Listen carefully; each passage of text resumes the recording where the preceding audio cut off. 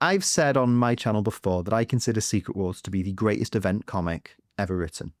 Wow. Wow, I didn't know that's not a easy bar to pass. That's putting it ahead of stuff like Final Crisis, which I love, ahead of stuff like, there's hundreds you could name: Civil War, Secret Invasion, Ultimatum. Ooh. The lofty heights of 2009's Ultimatum. Like, no one gets their head bitten off in this story. What gives? Oh my god. That's not on the list. That might be on a very different list.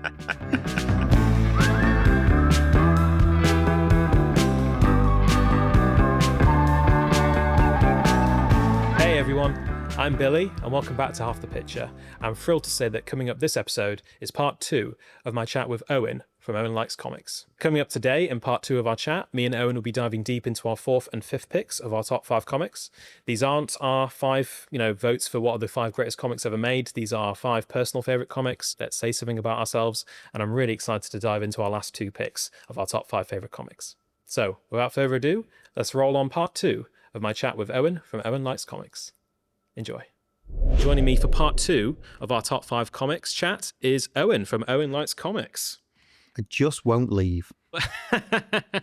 Oh, mate, we want you back. We want you back. Come on. I couldn't wait to get part 2 recorded, honestly, because I had such a good time chatting to you, Owen, last week, going through our first 3 picks for our top 5 comics. So I was very keen to get you back on to talk about comics 4 and 5. So yeah, it felt like a needs must, given we set out to do a top 5 list and it took us 2 hours to get through 3 or 4 books together. yeah. Once we started, we just couldn't stop, could we? I think last pick was technically mine but it was kind of a shared one because we both had chosen Miracle Man, Alan Moore's Miracle Man. Pick 4 is yours, I want to say. So the stage is yours, sir. Stage is yours. Take us away. Take us through your 4th pick. So if we cast our mind back to a week ago, we kind of set some ground rules for this, which was that we were only going to pick 1 book per writer, and we were kind of trying to structure them chronologically. So just looking at my list to refamiliarize myself just as much as the viewers, I brought up Ultimate Spider-Man from 2000 by Bendis and Bagley, Darwin Cook's The New Frontier from 2004, and All-Star Superman from 2005 by Morrison and Quitely.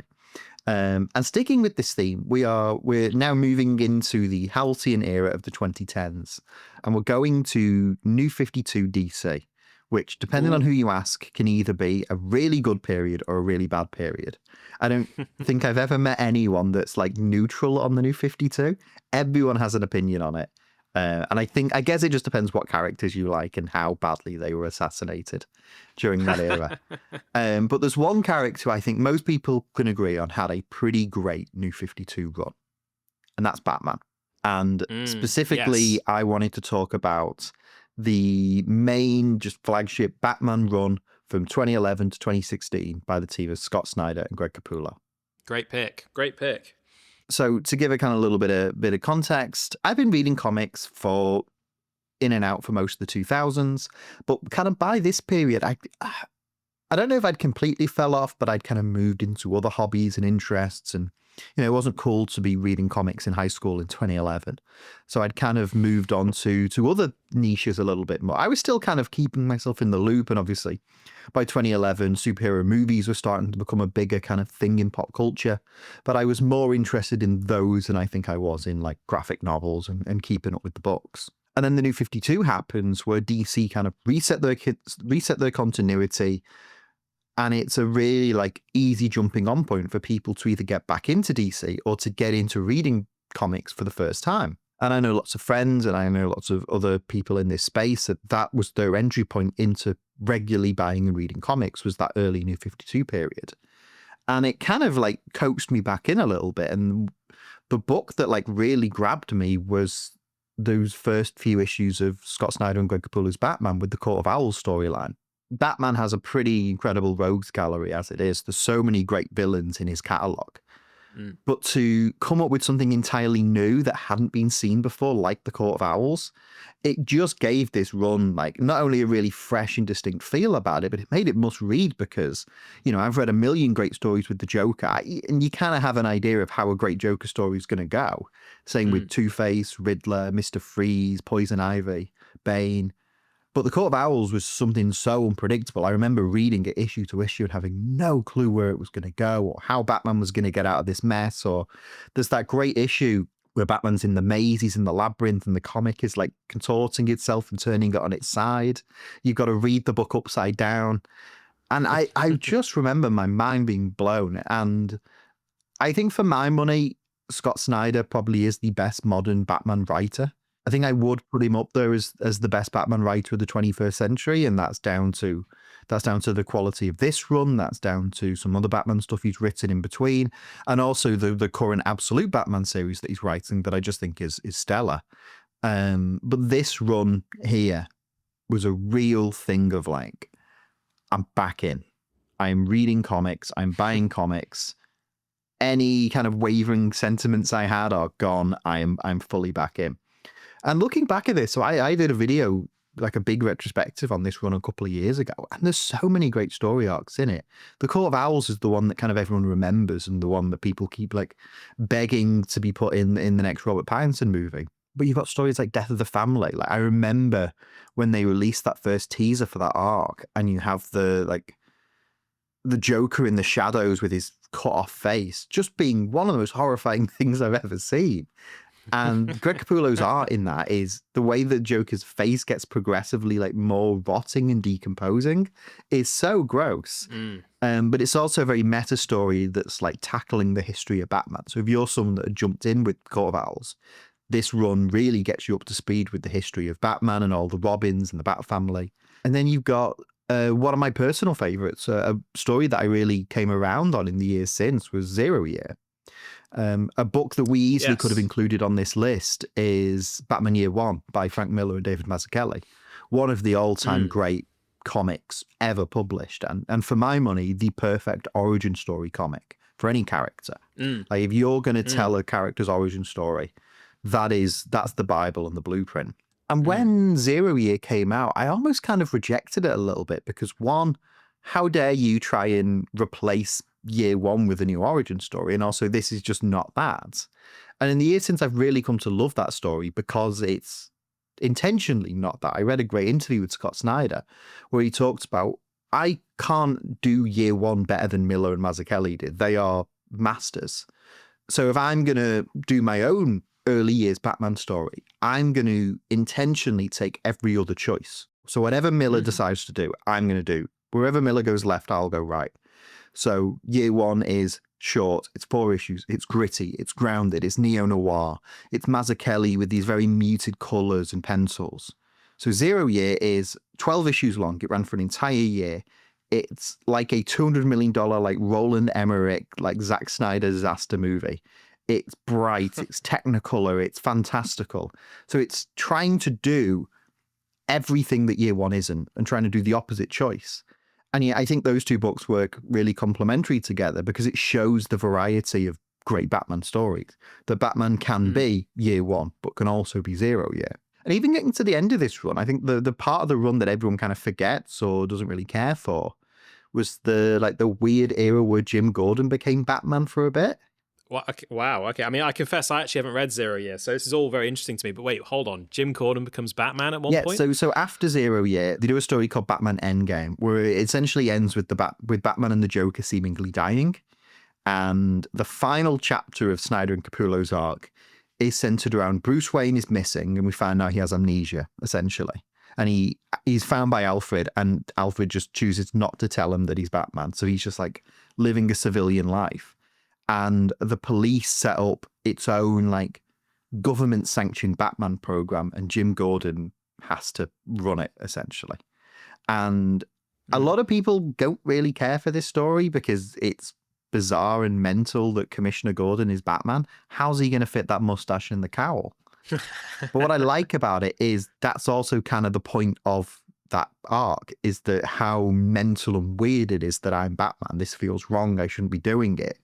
However, there's arguably no one who knows Batman better than Commissioner Gordon. They probably have the longest running relationship out of Batman and anyone in the DC universe, going back to Year One. So it makes sense that he is the one that steps up and essentially tries to fill the void because he knows more than anyone what Batman means to the city.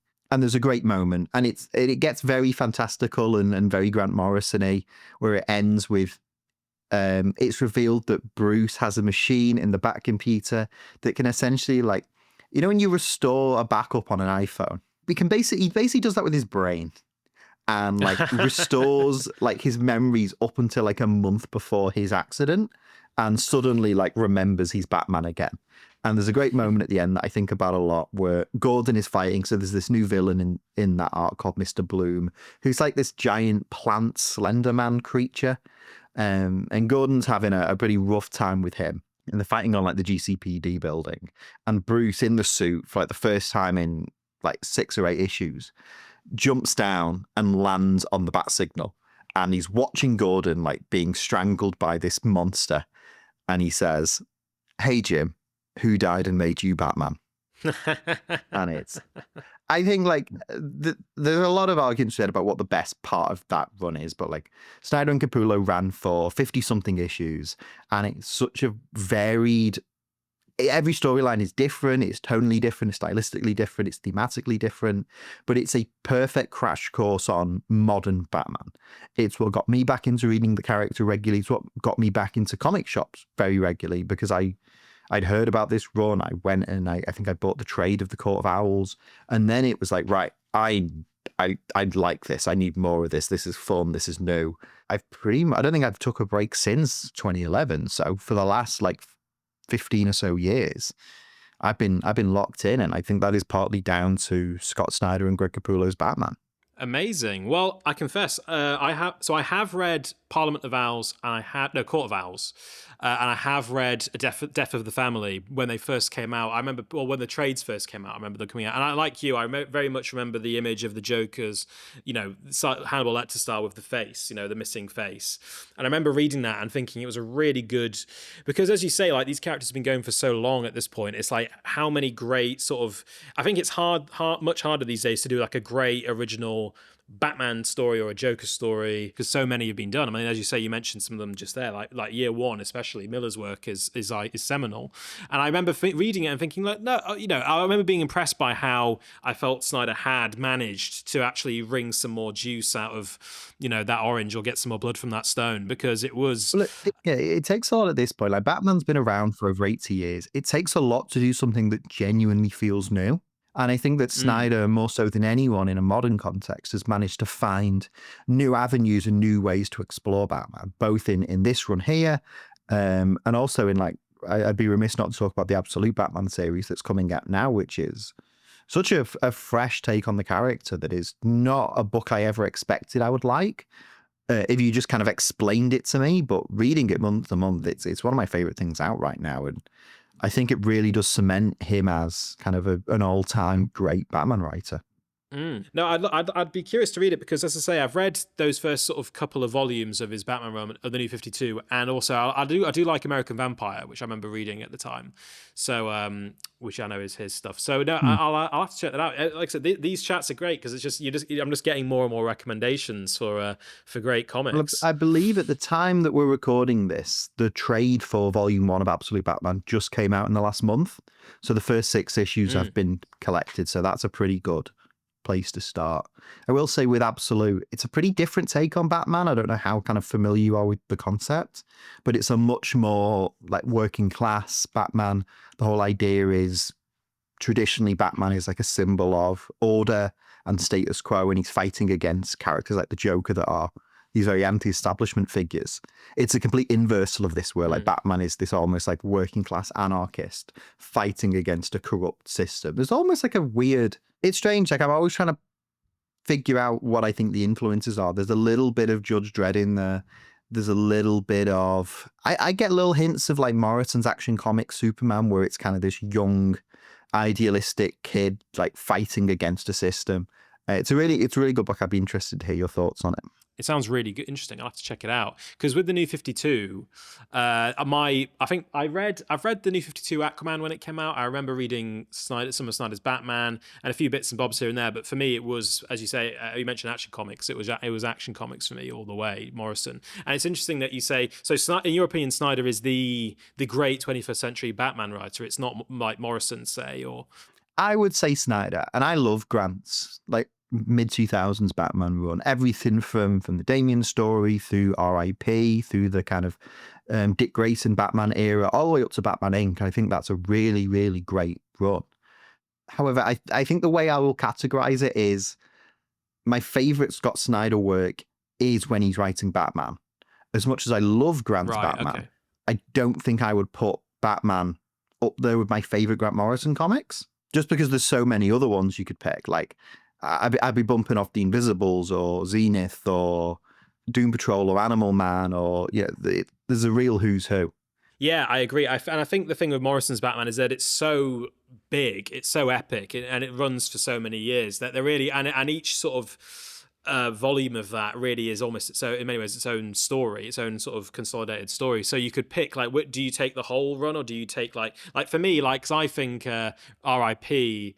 is my favorite part of that run, but I also love the Batman and Robin stuff with Dick Grayson and Damian, and actually I actually have been rereading Morrison's Batman recently, and I actually really enjoyed the return of Bruce Wayne, like, way more than I remember doing when I first read it. And in fact, I actually found some elements of that really emotional. I actually really like particularly the last issue where Bruce actually returns, spoiler alert, he returns through his sort of time travel adventures and returns to the present DC universe, present day, and I actually found that very emotional, which and I think that's a trick that, like, some of the great sort of writers like of Batman and those characters like Morrison and Snyder as well can, you can wring that juice out of that orange, and also you can make it actually hit home emotionally, which I don't find happens every day in sort of comics, for me anyway. Like, I don't always find myself emotionally, like, properly moved by some of the mainstream stuff. Yeah, absolutely. I think that, like, those two are, for me, quite comfortably the best modern runs. And I don't think there's like an objective wrong answer whether you're picking Snyder or Morris. And I think both are great. And the fact that one pretty much led into the other means that, like, that was a great decade of Batman comics from like 2005 to like 2016. You've got Grant's run, you've got Scott doing Detective, where you get stuff like The Black Mirror, which is also an amazing story. You get the little Tony Daniel run in between, and then you go into New 52, and it's pretty. And even like when the New 52 starts, like, Grant's still kind of finishing up Batman Inc. You've got Batman Eternal, you've got the Peter Tomasi Batman and Robin book. Like, it's a pretty great time it's pretty much a great solid decade of Batman stories. Yeah, I remember that when Morrison was wrapping up Inc., and it was kind of overlapping with the New 52. It was kind of the older regime sort of handing off to the new regime. And I remember that it was weird, like, reading like Action Comics and then like picking up a bit of Snyder stuff, and then picking up Incorporated and then going right back into with like Damien and all that sort of pre New 52 stuff. Keeping track of all that. I'm really curious at some point to go back and read the Batman Inc. stuff specifically, because that's probably the part of Grant's run that I go back to the least. But I think the concept of Batman Incorporated is such a fun and unique idea. And I do feel like it kind of had its legs cut under it by the New 52 reboot. I would have loved to have known if it had just gone on naturally, like what Grant's long-term plans was for that concept. But I should go back and reread that entire story arc at some point. So should we move on to my fourth pick? Absolutely. Cool. One thing to say before we go into my fourth pick. So last week on the pod, in the part one, your second pick, DC: The New Frontier, the Darwin Cook comic, you did such a great job of basically selling me that comic that I was like, I think I even said on the episode, like, right, I've got to check this out. This sounds amazing, which I promptly did. You can see this here. This is my copy, Compact Comics. And as I was saying before we started recording, like, I'm already halfway through. You can see there, I'm already halfway through. And it's really good. It's really, really good. So that was a very good recommendation. Thank you. Thank you for that. I'm taking that as living proof that I, one, have good taste, and two, am decent at recommending books to people. So I will take that. Thank you. No, you're welcome. Like I said, I wholeheartedly concur, because, and reading it, actually, I can see. I mean, I'll just to say on it briefly. I can see why, because we talked about the DC picking Darwin Cook for Minutemen before Watchmen, and I think you can definitely see why when you read this, because not just because the artwork is staggering, but also because his take on the politics of, like, 50s Eisenhower America and mixing that with the sort of classic Silver Age DC universe is really, really, it's quite inspired, to be honest. He did a really, really good job, and again, like, a surprise, like, like we were saying before, like, these characters have been around for so long, like, but you can still get juice out of that orange. You can still make great stories, and so so I'm really impressed. I'll have to finish it, and I'll let you know what my final thoughts are. But so far, so good. Please do. One thing I'll say about The New Frontier, because you mentioned Minutemen, I always think of The New Frontier as a bit of a response and a companion piece to Watchmen, because like you said, it's very much playing in that area of like the relationship between superheroes and the Cold War and real world politics. And obviously it's set, it leads up to like the Kennedy era, so it's just kind of looking at a different time period. But I always read it as a kind of more optimistic and hopeful response to Watchmen, where Watchmen is kind of steeped in some of Moore's, I think, right and kind of understandable cynicism of the late 80s. Cook is kind of looking back at like the kind of 40s and 50s as this more kind of idyllic period. It's kind of similar to what Wade does in Kingdom Come, I suppose, a little bit. Yeah, no, I would agree. I was thinking about Watchmen when I've been reading it in terms of like the politics of it but in a sense it's also, I thought it was a really nice hybrid in a way of what we said last week about like Moore's approach and Morrison's approach, where Morrison is affirmative and Moore is deconstructive. You've got the sequences of like putting these characters in very much real world scenarios, so like putting Superman and Wonder Woman in the Vietnam War and how they would actually deal with that, and how it's shades of grey. It's not black and white there, like some of the stuff that Diana gets up to.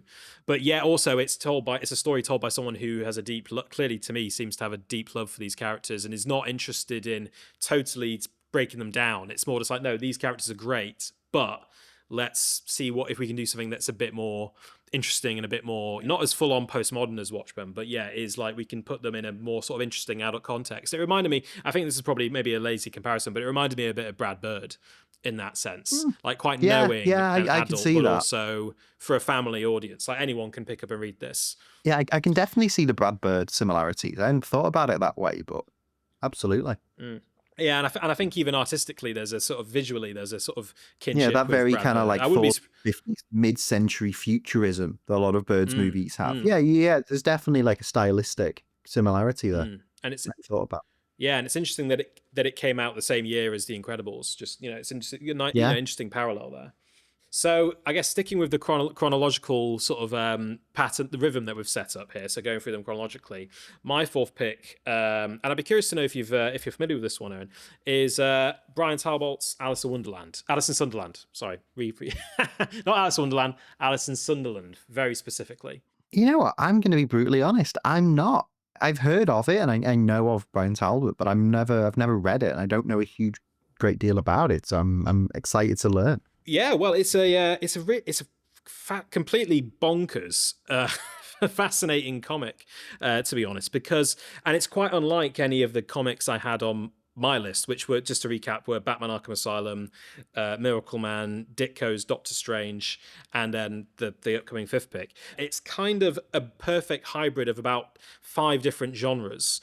It's basically Brian Talbot, who, for anyone who's not familiar with him, is like one of the godfathers of British comics, and in many ways maybe even one of the sort of pivotal figures in Western comics, because he's sort of one of, I guess his biggest claim to fame is that he kind of in some ways invented the graphic novel with The Adventures of Luther Arkwright, which was his sort of first big break into comics in the 70s and 80s. And then Alice in Sunderland, what he did like 20 years later in 2007, he put together this comic, which is essentially a sort of psychogeographic exploration of the town of Sunderland where he lives, and cross sort of referencing it with Lewis Carroll and Alice in Wonderland, and exploring basically the links between Sunderland the city and Alice in Wonderland the book, and also just the sort of the idea of Alice in Wonderland, and also its history. So he goes into how Lewis Carroll was very much familiar with Sunderland, had a lot of holidays there as a child, was very familiar with it,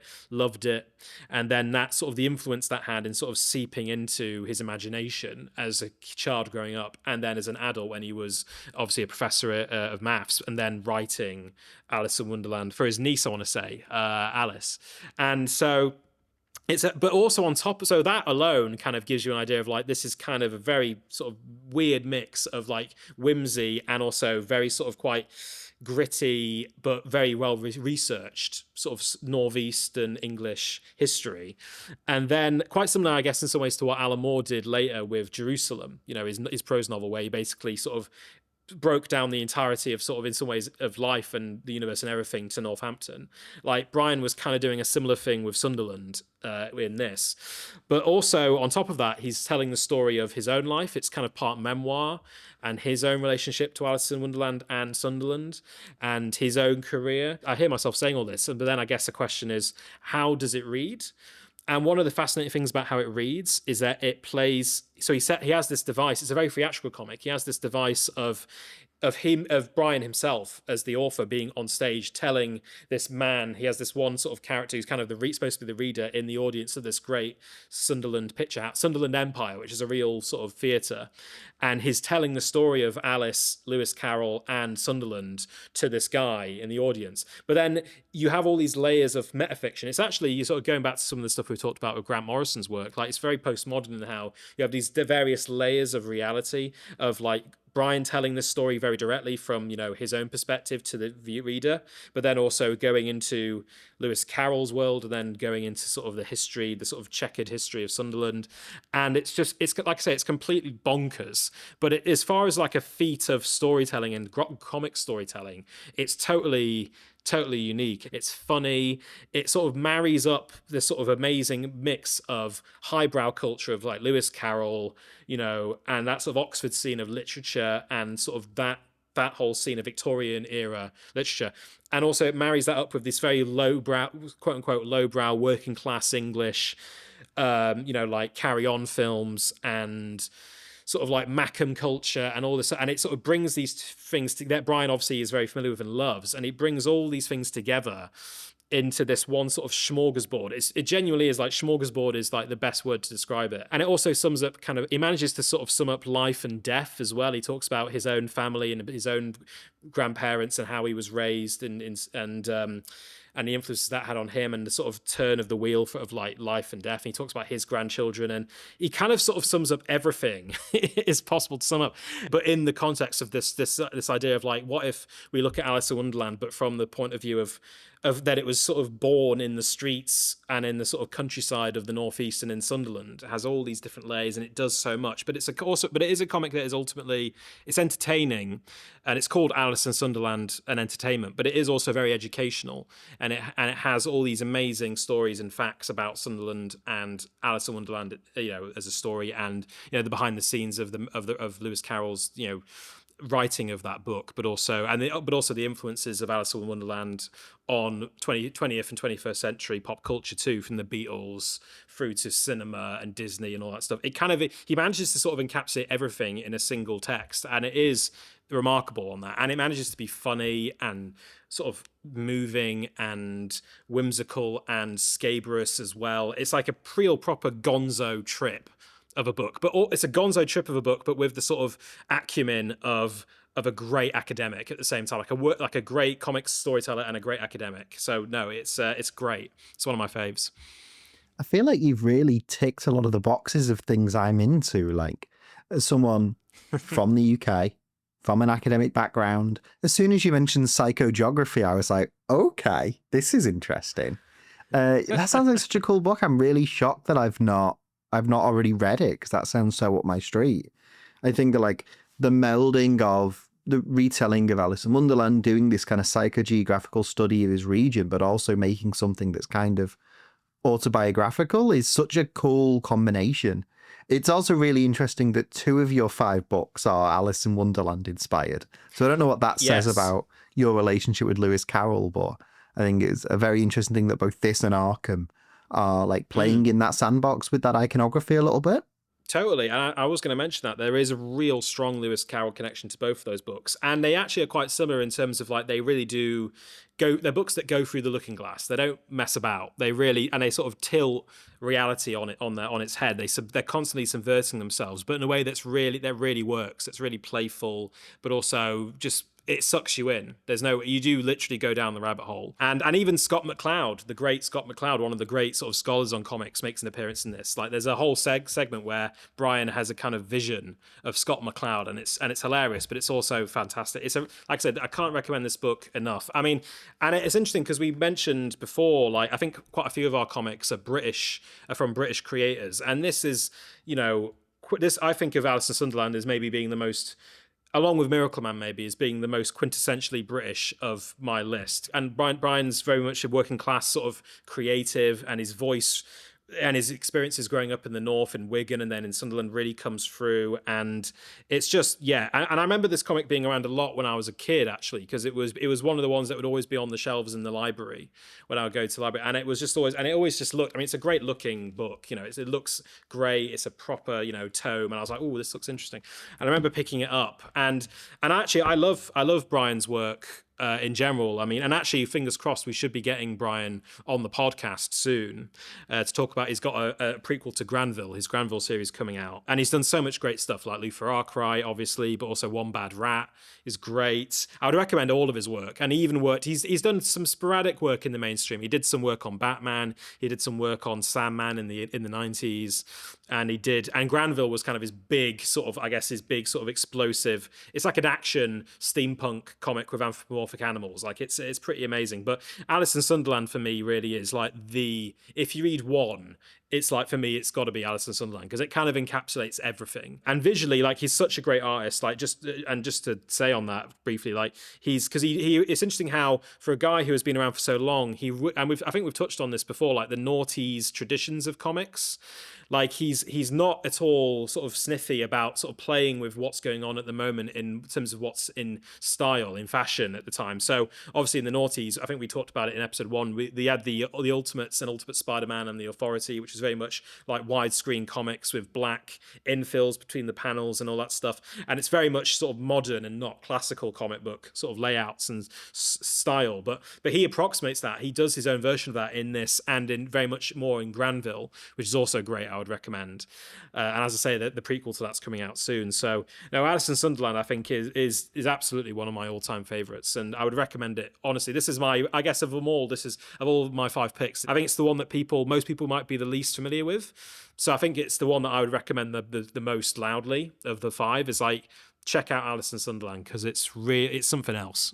Yeah, I mean, like, as someone that, obviously it's familiar with Tolbert and has heard of this book, but haven't actually read it, you've done an incredible job of selling me. I'm itching to, once we get out of this call, to go on Amazon and see if I can like get this to come tomorrow. That sounds brilliant, and so my kind of thing, that I'm honestly a little bit embarrassed that I haven't already read it, and I wasn't the cool one putting it on my list. Well, mate, that's how I've been feeling with a couple of your picks in the best possible way. Like, and as you say, if you can recommend me a great comic, I hope I can do the same, because like obviously you did with DC New Frontier. So please, like, and I'd be curious to know what you think of it, because it's such a sort of potent. It's a real sort of heady sort of mix, but it is also very accessible. It's very funny. It's got like everyone from Lewis Carroll to George Formby is like a character in this comic, and like Sid James and all those guys. It's great. That sounds great. I can't wait to read it, and I will let you know what I think. So, okay, that brings us quite nicely on to both of our respective last picks, I want to say. Yeah. Do you want me to go first? Yeah. Let's hear it. What's your final pick? Okay, so my last pick is kind of an interesting one. In some ways, I feel like I've gone for a lot of basic bitch options, and in some ways, I feel like there's a really good reason for why this is on my list. And I will just tell you what it is first, and then I will kind of explain a bit of why it's here and what it means to me. So, sticking with the theme of kind of very modern-leaning books, we could have done a whole episode on books from the 80s or the 90s or even books from the 50s. But given that this is kind of about my personal journey with comics, I've gone with mostly, if not exclusively, 21st century stuff.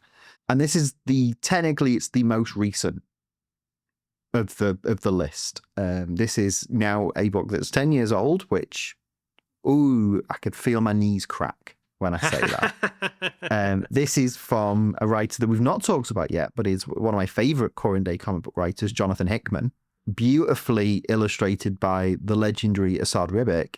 This is Secret Wars from 2015. Ooh, yes. Which I haven't read, confession time, but I remember it coming out. I remember how big a deal it was. A big deal, wasn't it, at the So time? obviously, for anyone that's kind of in the comics world, Secret Wars will be a name that you're pretty familiar with, not just because there's like a movie coming out soon called it. Secret Wars was the name of a toy line and subsequent comic crossover that Marvel published in the mid-1980s. They did a line of action figures called Marvel Superhero Secret Wars, and to help sell these toys, they kind of just cobbled together an event in the comics with all of the characters that the toy line was going to feature. The plot of the original comic, like the original Secret Wars stuff from the 80s, is fun, but it's not groundbreaking. Like, it was coming out at around a similar time to Crisis on Infinite Earths, and one of them is much more kind of headier and more modern than the other. You know, Secret Wars is about an alien dude called the Beyonder takes, I think, like 10 heroes from the Marvel Universe and 10 villains, puts them on a planet he's made, and they have to fight to determine whether good is stronger than evil. It's a pretty flimsy plot, but it's a fun book. Like, it's one of the first times you see like Spider-Man and the Fantastic Four and the X-Men and the Avengers all on the same page. And the same with the villains, seeing like Galactus and Spider-Man villains and Magneto all kind of working together. The most famous thing to come out of the original Secret Wars is that was where Spider-Man got the black symbiote costume for the first time. He gets that on Battleworld and brings it home. Yeah. And then, so it's kind of important in that regard, that it's like you don't get Venom without Secret Wars.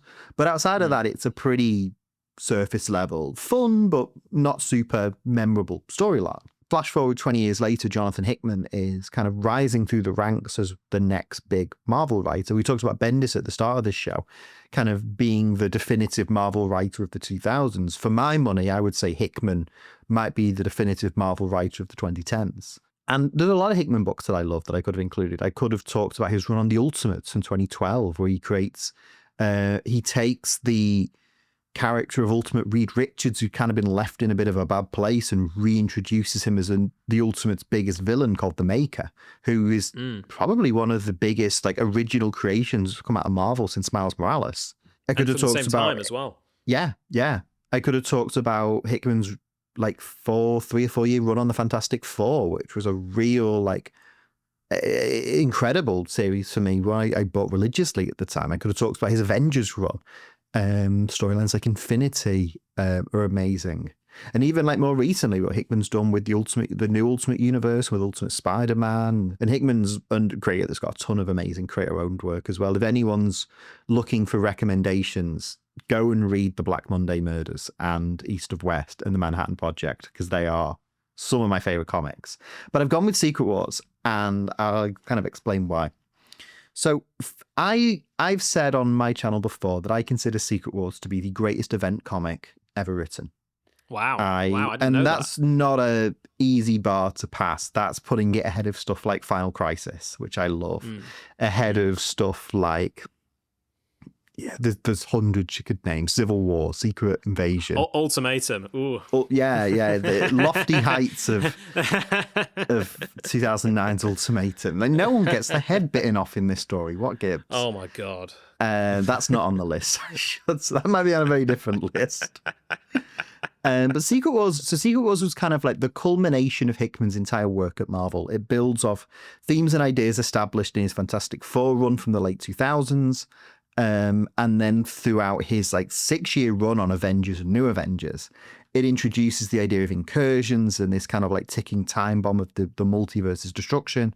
And at the end of his Avengers run, all of reality is destroyed. And that leads into this book, where we discover that Victor Von Doom has basically stolen the power of the gods and pieced together like the surviving fragments of different realities and created this like patchwork world called Battleworld.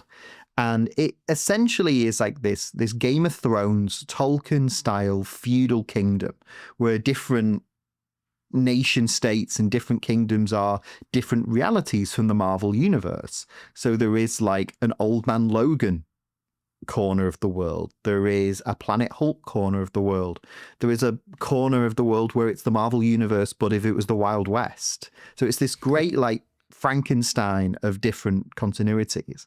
And at the crux of it, you have the main plot line of the series, which is God Emperor Doom as he's called in the book, because Jonathan Hickman is a huge Frank Herbert nerd, and that was an intentional thing that he wanted to call him God Emperor Doom. He runs this makeshift planet, and he's the only one that knows what the world was originally.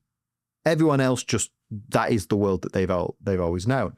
And you have, in the end of issue 1, you have a ship crashes on Battleworld, and it's a group of heroes that had survived the final incursion. So in the first issue of Secret Wars, you see Reed Richards and Fantastic Four build a life raft, and it's like Spider-Man and a couple of the X-Men, the Avengers, like 10 or so heroes board this ship and like venture through a black hole, and they crash land on this planet, and they are the only ones that know that this is not how reality is supposed to be.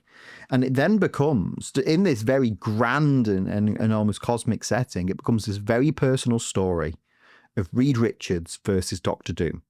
And it's a battle of ideology, it's a battle of intellect, and it's a battle of which of these two men is going to shape the future of the Marvel Universe. And I love that because I am a huge Fantastic Four nerd. They are my favorite team in all of comics, and Reed Richards especially is a character that I deeply adore. And Doctor Doom is like the coolest villain ever.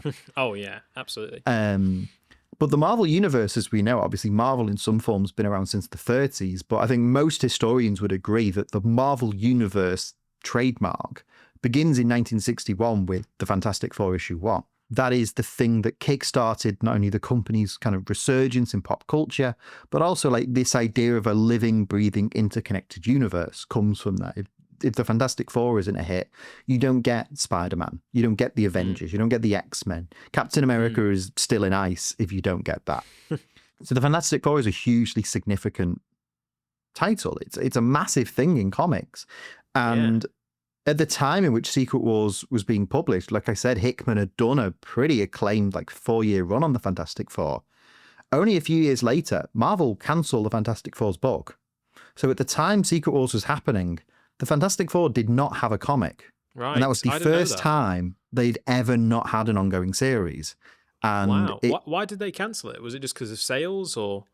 I think the official line Marvel gave was sales, but it was very transparently because of the movie rights situation with Fox. Because this was like around the same time where the X-Men comics weren't really being pushed, and Marvel were really trying to tell you the Inhumans were a big deal. There was a clear internal realignment of, we want to promote certain books and certain characters that are going to kind of synergize with the MCU. So you saw a big push for the Guardians of the Galaxy in the 2010s. Yeah. You saw them try and give the Inhumans a bit of a big push. And you saw the X-Men and the Fantastic Four kind of get de-emphasized. I think with X-Men, even though that period of their comics wasn't great and they weren't kind of major players, X-Men still sold enough that they couldn't justify cancelling the books. An X-Men comic will always sell X amount of copies, no pun intended, because it's the X-Men. The Fantastic Four maybe didn't have that kind of cushion, so they kind of got chopped for a few years. Wow. So in addition to being this kind of epic, almost like Tolkien-inspired saga of the Marvel Universe, it's a very personal story about the Fantastic Four and Doctor Doom. And it's very much framed by Hickman and Ribic as the last Fantastic Four story. That, this is being published in a context where no one knows. This is before any rumors about Disney buying Fox emerged. No one knew if the Fantastic Four would ever be brought back or would ever be put in the level and at the status that they used to be. So Hickman kind of writes this as an ending for the Fantastic Four story, kind of if this era of the Marvel Universe began with Reed Richards and Doctor Doom in 1961. We are giving those characters and this long-running saga a definitive ending here. Obviously, the Fantastic Four came back, and today, not only are they starring in really good big-budget movies, but the Fantastic Four comics the last couple of years have been amazing. Ever since Ryan North took over the book a couple of years ago, it's been one of my favorite things to read each month. I couldn't be happier with it. But in this time, it was bleak. The comics were cancelled for movies, and then the movies that we made was that weird Josh Trank one. Yeah, which I paid money to see that Josh Trank film in cinemas, and I'm regretting it still to this day. It's rough. It's real bad. It's really rough. So Secret Wars kind of means a lot to me in that regard, because it is kind of it's feels like it was written to be the last great Fantastic Four story in the event that Marvel never let them back in, essentially. But it also works as kind of a full circle moment for the Marvel Universe, that this is... Because, all of reality has been destroyed. Technically, at this point, Earth 616 does not exist. The world that Stan and Jack created in the tiny office in New York is gone. And there's something really poignant about these two characters, who are two of the first characters that really brought Marvel back in a big way, being the ones that essentially at the end of Secret Wars have to have this ideological chess battle to determine the future of the universe. And obviously, like, it's a big event comic. You have a huge battle with multiversal variants. Doctor Doom essentially has his own Green Lantern army of different variants of Thor. So you get to see Thors from different realities all fight the Avengers. And there's a very famous panel where Doctor Doom rips Thanos' spine out. And you get great moments where Miles Morales and Peter are working together. And there's a great moment in the second to last issue where Black Panther wields the Infinity Gauntlet, which it's like burned into my brain because it's awesome. But it's not just that; it's also a very personal, poignant story about these two men, Reed and Doom, who have not only so much of a personal history together, but symbolize so much of what Marvel is as a brand. And the ending of Secret Wars is so beautiful to me. Where spoiler alert, Reed basically forces Doom to admit that he would have been able to save the world if he had the power that Doom had harnessed. That if Reed had the power of the gods, Reed could have saved the world, and Doom knows that, because the whole thing about Doom is he has this inferiority complex towards Reed. He always sees himself as lesser, so he's overcompensating. So at the end of the book, Reed kind of takes this power and puts the universe back right. With a few exceptions, like the Ultimate Universe doesn't come back, and Miles just ends up on 616. Right. Yes. And was this? Sorry to interject, but was this like Cataclysm? Because I remember reading Cataclysm. Yeah. So this was like a year or two after Cataclysm. Right. Yeah. Yes. Because that's what I remember. Because that was sort of the end. I think I read Cataclysm, and then Miles was sort of booted into the 616, and that's where I actually sort of fell off of Miles and Bendis. So I think after Secret Wars, that's when they try and retcon. Like, no, Miles is from the 616 now. Like, this is like a soft reboot, and he's always been here. And I think they go back and forth on whether Miles knows he's from another universe or not. It really seems to depend on who's writing him, to be honest. As so many things, in comics. Yeah. But Secret Wars has this beautiful ending where, because like I said, Secret Wars doesn't end and a new Fantastic Four series starts. They still don't come back for another 3 or so years. Wow. I think Dan Slott launches the Fantastic Four's next series in 2018, 2019. This is the summer and the fall of 2015. So there's still a big gap before they ever come back. And it ends with this beautiful moment where Reed reunites with Sue and their children, Franklin and Valeria. They've remade Earth 616, and then as a family, they're going to jet out into the universe and repopulate the multiverse. They're going to go from planet to planet, galaxy to galaxy, and not only restore all these worlds and universes, but also catalogue everything, because the Fantastic Four are, at their core, they're scientists and they're explorers more than they are superheroes. So they jet off on this family holiday into the stars. And it's essentially if the Fantastic Four never come back, this is as perfect an ending as you could give them. That they are off in the distance, exploring the unknowns of the universe, always just out of reach, but there when we need them. And I think that's such a beautiful thing. And I feel like I shouldn't tell you the full ending because it will spoil it, but the last page of this book just gives me chills every time, where we see we go back to 616 and it's kind of narrated by Reed, and it ties into a speech Reed gives in the first issue of New Avengers that Hickman wrote, where Reed... So in the Fantastic Four series, Reed discovers the concept of incursions. He discovers that realities are colliding into each other and it's triggering this this multiversal bomb. And so much of his Fantastic Four run is centered around Reed trying to solve this problem in different ways and not figuring out. And then in New Avengers, Reed presents this to the Illuminati. So he presents it to Captain America and Iron Man and Professor Xavier and Black Bolt and Black Panther, all of the smartest minds of the universe. And then that becomes the major through line throughout Hickman's Avengers run, is the Avengers finding different ways to try and stop the incursions and save their reality and ultimately failing. And so it ends with Reed rebuilding the 616, like Spider-Man swinging through the city, the Avengers, the X-Men, everyone waking up, kind of business as usual. And the speech Reed gives in New Avengers is he tries to explain the incursions in the simplest way possible, where he says, basically, everything dies. It's inevitable.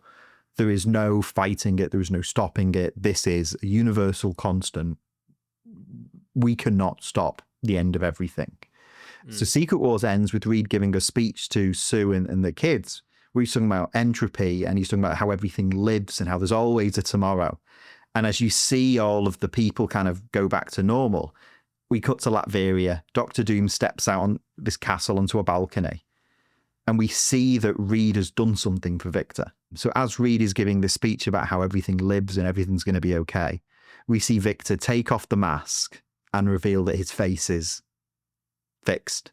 He's not scarred. He's not disfigured in any way. And that's something that Reed had intentionally done. That's one of the small changes he'd made to reality. Essentially saying, like, let's put everything behind us and just, like, this is a fresh start. This is, like, our historic feud from 1961 to now is over. And this is, like, me extending the olive branch. And it ends with just this really beautiful moment of Victor smiling on his balcony as the Fantastic Four jet off into the stars. And like I said, if the Fantastic Four never came back after this story, as much as I love them and I love the current stuff, like, this would be as fitting a... It's almost like if All-Star Superman was the last Superman story. Yeah, I'm getting that This sense is just of such it, a poignant and perfect end to these characters at a time when people, like, even people that worked at Marvel didn't legitimately know what their future was. And these are such historically significant and important characters. And you don't get a lot of instances in mainstream comics to give characters endings. And No. while nothing ever ends, and obviously the Fantastic Four are back now, at the time, this was a hugely powerful story and a real celebration of the Fantastic Four, packaged in a very, very fun and exciting event story. So that's why that's my final pick.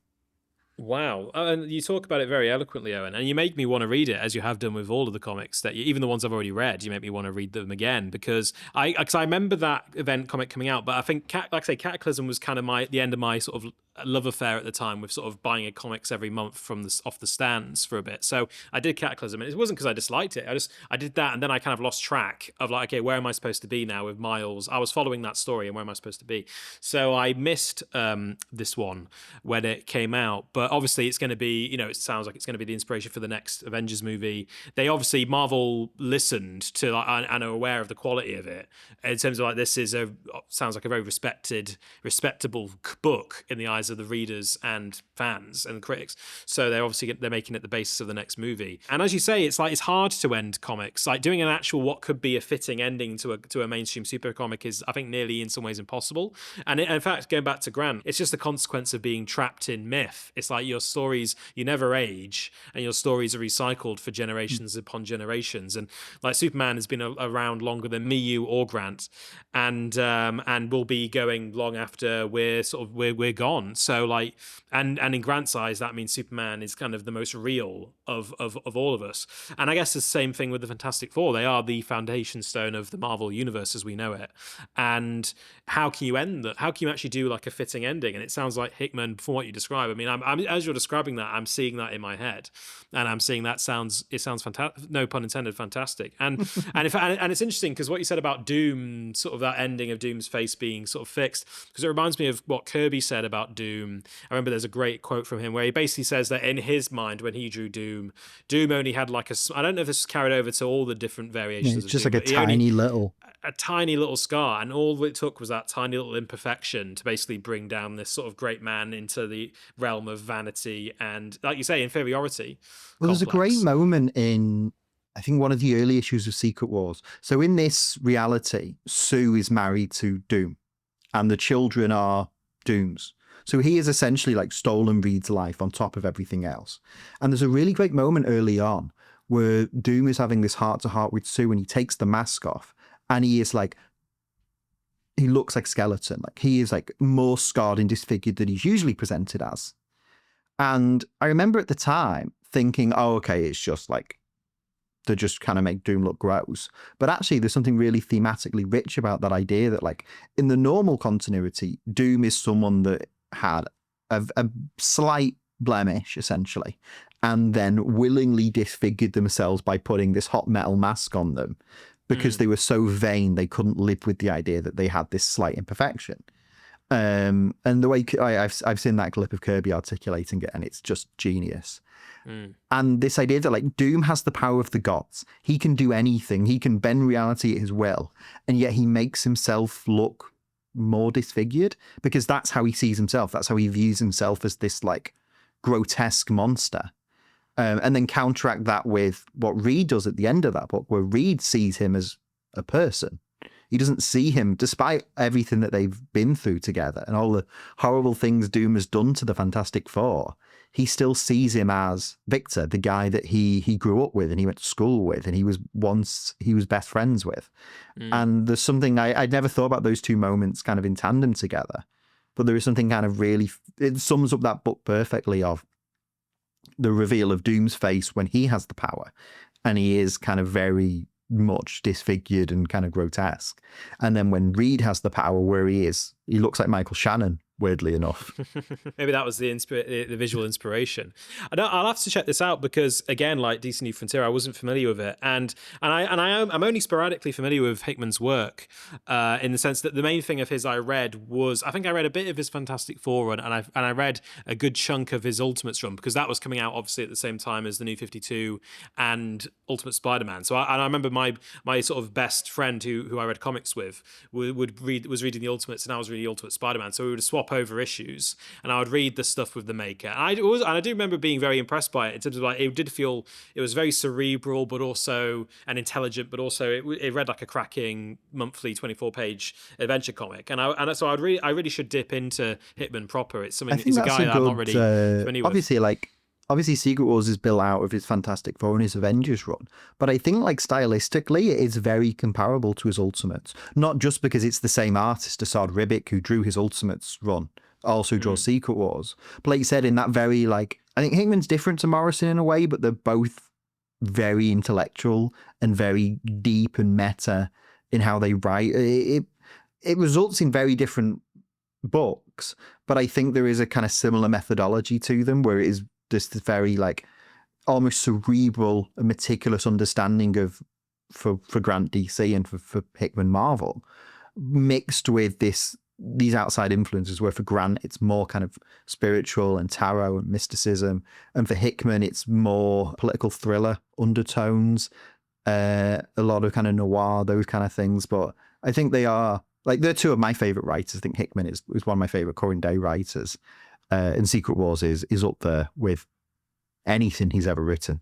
He doesn't do as much create own work now as I'd like, because he's so kind of busy with, he's been like the main architect of Marvel's Ultimate Revival for the last 2 or 3 years, and been writing Ultimate Spider-Man, and he's just wrapped this, like, cosmic story called Imperial. Check out Secret Wars, and if you like that, check out something like The Black Monday Murders or The Manhattan Project.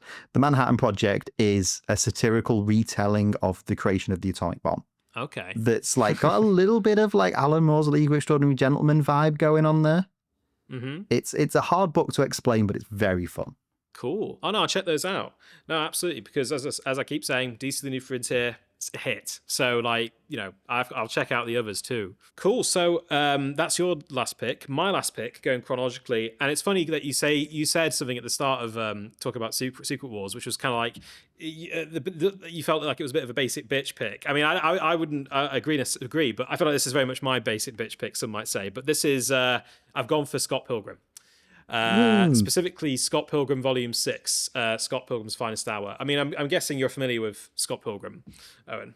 I was a geek in the early 2010s. Of course, I know what Scott Pilgrim is. Yeah, I'm in good company then, because this comic, I mean, I remember, I was one of the people who read Scott Pilgrim when it came out. Like, I had a sort of friend who was much more I guess you could say, hip than me at the time, and he was very much into his online comics. And also, like, I remember we bonded over Questionable Content, which I don't know if it's still going, but was a very good web comic at the time.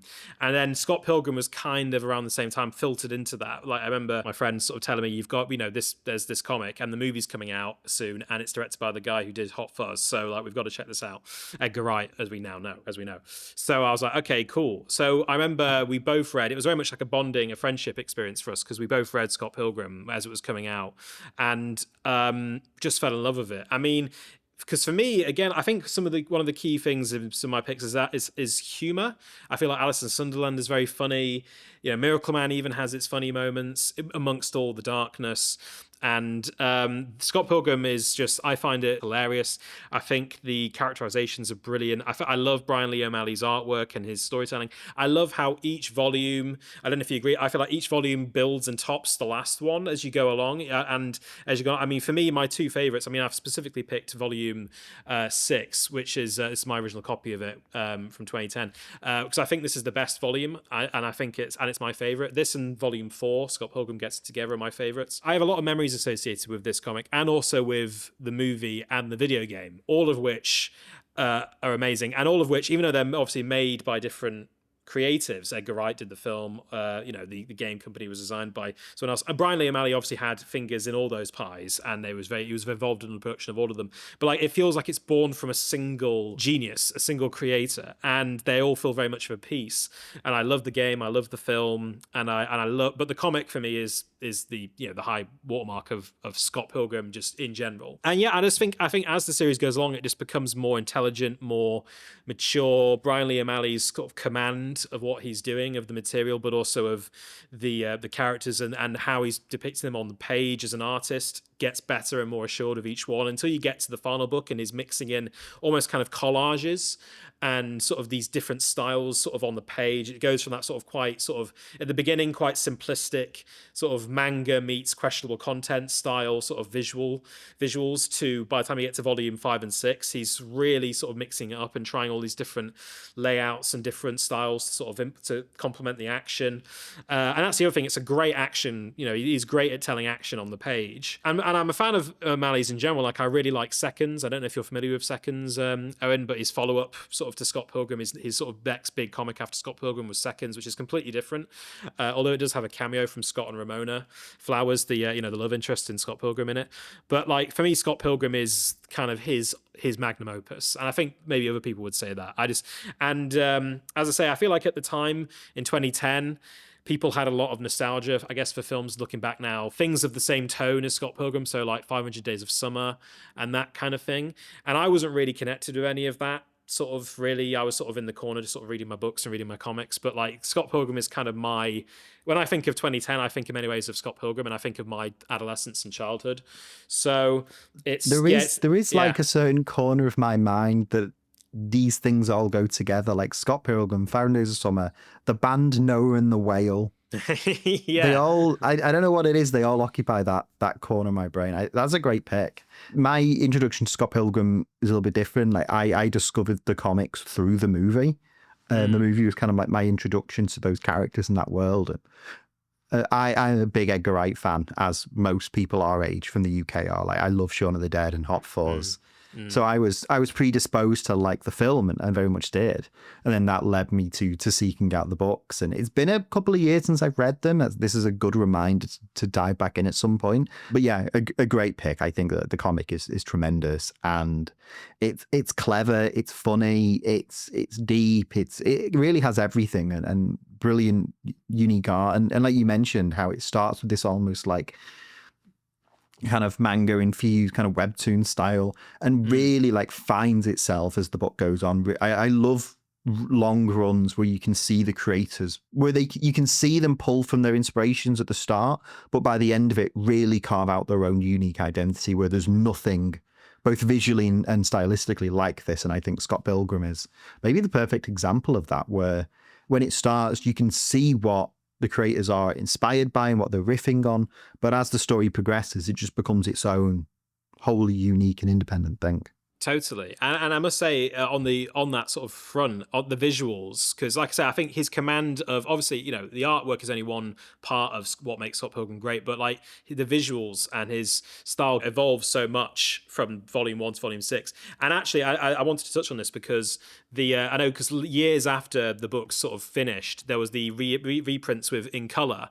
I think Nathan Fairbairn, who's a great colorist, did the color, and I really like, and I think they look great. But for me, it's always Scott Pilgrim is a book that exists in black and white. It exists in this real sort of like hard sort of, especially in Volume 6, I think of that sort of the hard black up against hard white of the fights between Scott and Gideon, and the sort of almost kind of slightly psychedelic, the video game sort of psychedelia of like all this imagery of the Mario imagery and the subspace highway, all this stuff. Like it, for me, exists in sort of this really stark, sort of some modernistic kind of black and white. And I really, really love that about it. And even though I love the color versions, there's almost something a bit flat to them. And I feel like similar to film, there's something about like this, not to sound sort of, I guess, too poncy with this sort of quote, this name drop, but like Orson Welles said, like the black and white, I think Guillermo del Toro recently quoted this with Frankenstein, his new film, like black and white is the actor's friend. Like every actor looks better and is better in black and white. And I think there's something about comic art where like sort of black and white art, I don't think you see it as much these days because it's cheap now to do color. Whereas back in like the 80s and earlier, like black and white was quite common, especially in like 2000 AD and like comics from Britain that we were reading. And I think like with Scott Pilgrim, like I think of it very much as like it's black and white and it's like stark, and it's really, even though the story is very colorful, the style is that kind of like modernistic kind of almost sometimes kind of chiaroscuro, and that kind of juxtaposition of the very colorful and vibrant and technicolor and psychedelic plotting with this very stripped back and almost minimalist art style. I think that's kind of what defines the book. Like I said, it's the reprints with colour are great and they do add its own flavour to it. But I think there is something very special about the original format that the book was told in.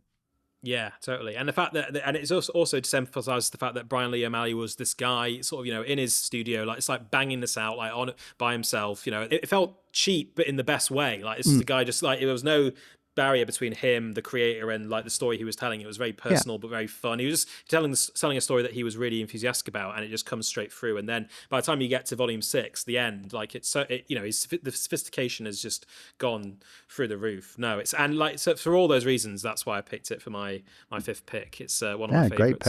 Great pick.